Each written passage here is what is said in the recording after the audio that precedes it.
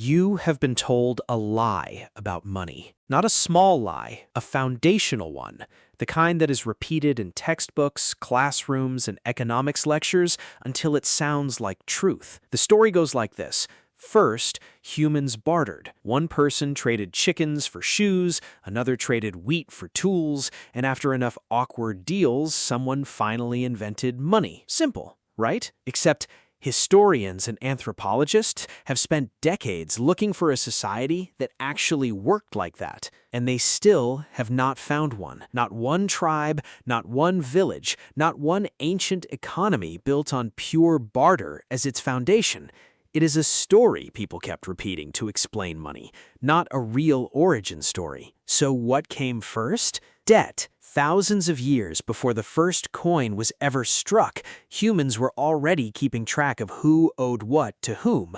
And once you understand that, you start to realize something important. Debt never left. It just changed shape. Go back to Mesopotamia, around 5,000 years ago. This was the cradle of civilization, and in many ways, the birthplace of paperwork. Temples and palaces ran the economy. They gave seed to farmers, tools to workers, and goods to traders, all on credit. Every transaction was recorded on clay tablets.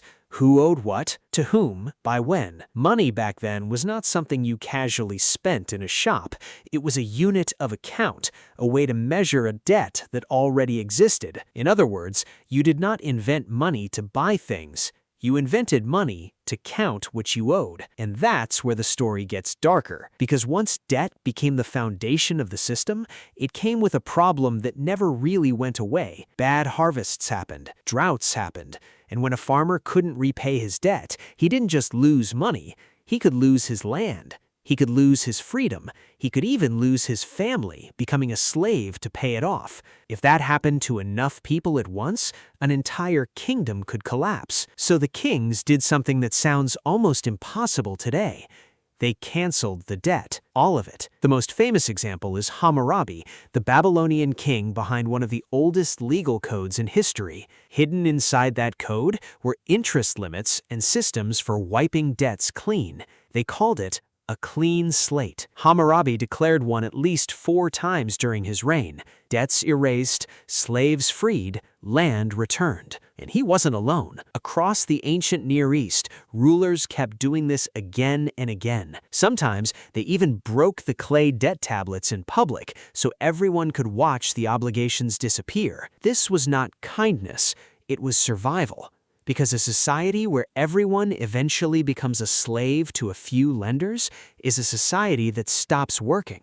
So the reset button got pressed over and over for centuries, and then one invention quietly changed everything. Coins. Once wealth stopped being tied to local relationships, temple records, and clay tablets, and became portable, abstract, and impersonal, the old system started to break down. You can't ceremonially smash a coin. As coinage spread through the ancient world, debt stopped being a social bond between neighbors. It became a transaction between strangers, backed by force. Historians even have a name for what came next: the military, coinage, slavery complex. In Rome, it played out exactly the way you might expect. Wealthy patricians lent money to struggling plebeians. When the borrowers couldn't repay, they lost their land again and again. Tension grew, resentment built, and the pressure eventually spilled into open unrest. Some historians argue that Rome's endless wars of conquest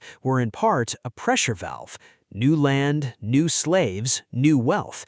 Anything to keep the system from collapsing under its own debt. The clean slate was gone, and it never really came back. So here's the question that should bother you. If ancient kings, thousands of years ago, understood that debt needed a reset button or the whole system would eat itself alive, what happened to ours? Because right now, American households are carrying $18.8 trillion in debt. Credit card balances alone are over $1 trillion, and the average cardholder carrying a balance owes close to $8,000.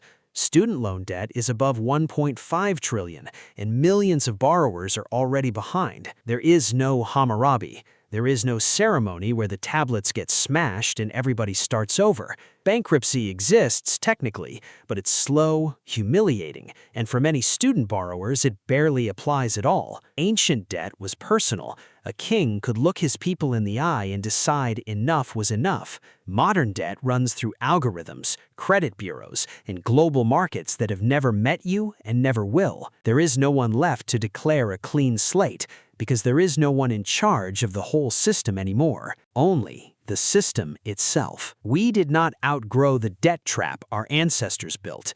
We just took away the reset button and called it progress.